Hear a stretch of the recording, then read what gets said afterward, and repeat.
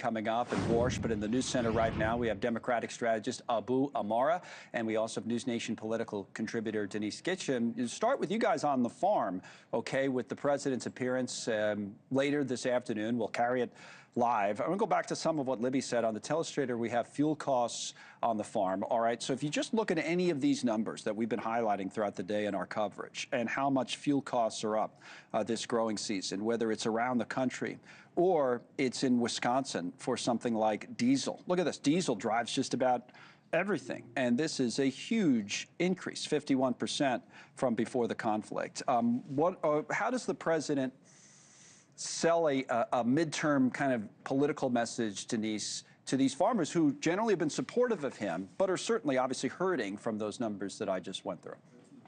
Yeah, they've been overwhelmingly supportive of him. I think it's somewhere in the upper 80%. I think it's going to be hard, to be honest. I mean, they are getting hit not only with the input costs, with the 51% rise in diesel costs, but also with the credit tightening, right? Everybody needs credit to run a business. And so what you just said about the labor numbers, that's not going to help either. Look, the bottom line is that the president really has to do something quick to help bring prices down for all Americans, not just for the dairy farmers, but for everybody. And that is the #1 issue he needs to talk about. If he goes in only defending what his administration's doing and not coming with real solutions for what that's going to entail, how those prices are going to come down and make life affordable for all Americans, much less dairy farmers, he's going to have a much bigger problem than just winning, that district he's going to, which is one of the swingiest districts in the nation, but America and the midterms at large. That's kind of an interesting dynamic in and of itself, Abu. When you go into a swing district, it reminds me of when we covered him in New York with Mike Lawler, the Republican candidate, but now it's Derek Van Orden, who's the Republican in this district, that has been, to Denise's point, largely supportive of the president in the past, these group of voters, but now they're hurting, and this is an area where Republicans could lose a seat potentially. So how does the president handle that, and how do Democrats pick up on that, do you think? Yeah, I think the president's kind of between a rock and a hard place, because he doesn't want to come across as if he's whistling through the graveyard, right?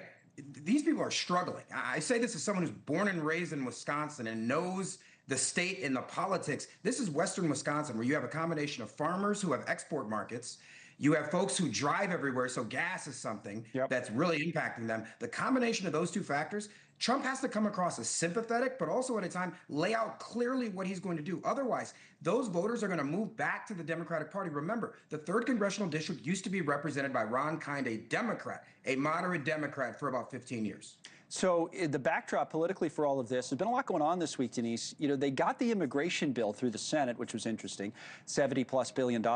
But there was drama, behind the scenes, okay?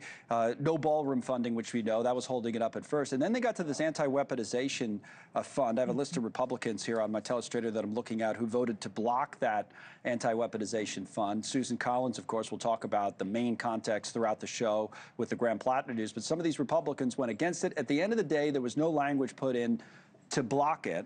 I guess we'll have to take Todd Blanche's word for it. But the bill passed. So, kind of a split decision. But at the end of the day, a win, right, for Republicans in this environment? At least that's how I see it, to get their immigration agenda funded. How do you see it? Well, it depends on how you define a win, right? Okay. If you define a win as being politically smart enough to thread the needle and survive to fight another day, then absolutely. Look, at the end of the day, all politics is local, and every senator has to fight for their own race. This is not about just protecting the president's agenda, but they know that if they go against the president head on, he's going to come after them the way he did with Cassidy, the way he did with Massey. They can't afford that either. So they're trying to stand by their conscience without also irritating the president further and making him come after them, which they can't afford.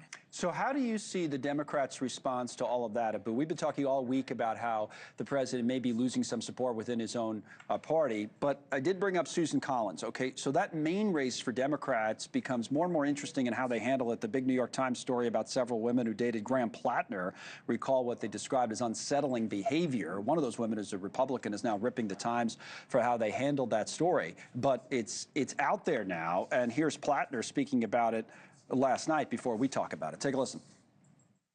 There are some allegations in this piece that I just want to be kind of unequivocal about are simply not true. Anything alleging physicality, anything alleging that I knew what my tattoo was, these are the statements of someone who's politically motivated.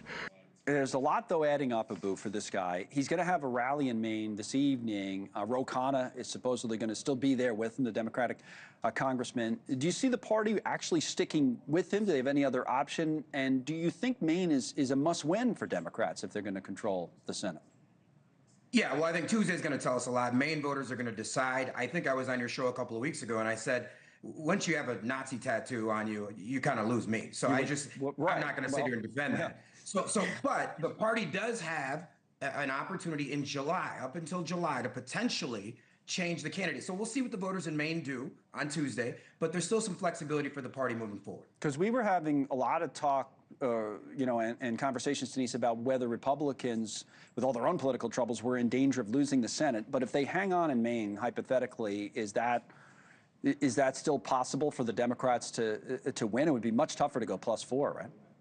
Well, I guess it depends on how willing they are to abandon all the things they've said about, believing women and their fight for rights, civil rights, women's rights, all of the above rights. I mean, I'm with Abu on this one. I don't really think you have to go past the Nazi tattoo and his defense of it to find a reason not to vote for this guy. But as a woman, I can tell you, and as a minority myself, I can tell you that it's really shocking to see the highlight reel of all these senators, Schumer and Booker, and all these women who came out in the Democratic Party saying, oh, on the Kavanaugh case, believe her. Why don't we believe women? And the question I have for the Democratic Party now is, do you value women? Because if you do, then you will take this seriously and you will actually look at the multiple allegations and the fact that this guy was on an app known for predators of minor women to be on. And you will say, is this the kind of person that embodies or undermines everything that we say we stand for? Why would Ro Khanna, Abu, continue with this rally in Bar Harbor tonight with Plattner? Khanna, who may want to run for president, he's been out front on the Epstein files and all the rest, but he's sticking by this Plattner guy? Yeah, I think Democrats are learning from Donald Trump, quite honestly. Donald Trump Trumpified our politics. So now it is a team sport where we can't point out critiques or problems with our own side and to say, you know what, being loyal is the most important thing. So you're seeing Democrats rally around him, Ro Khanna being one of them. Doesn't it hurt your credibility in some ways, though, if you're going to criticize the other side? And now that's the other kind of the flip side of that argument, Abu. It's like you criticize Trump or whoever you're criticizing, but then you stick by a guy like this. Doesn't that hurt your credibility? Well, I think politics is a long game. We're going to see what happens with Ro Khanna. I think right now Ro Khanna's focused on consolidating the base. The base of the Democratic Party is activated. They're behind Grant Plattner. We'll see what happens after Tuesday, because, again, I think there's still some flexibility here. There's a drip, drip, drip with Grant Plattner that I just don't think is sustainable. And so I think Democrats, we'll see what happens on Tuesday, but moving forward, there may need to be a change before July. All right. Thank you, Abu. Thank you, Denise. Listen, it's 11 past the hour. Of course, we have the president. We have a lot coming up, as a matter of fact.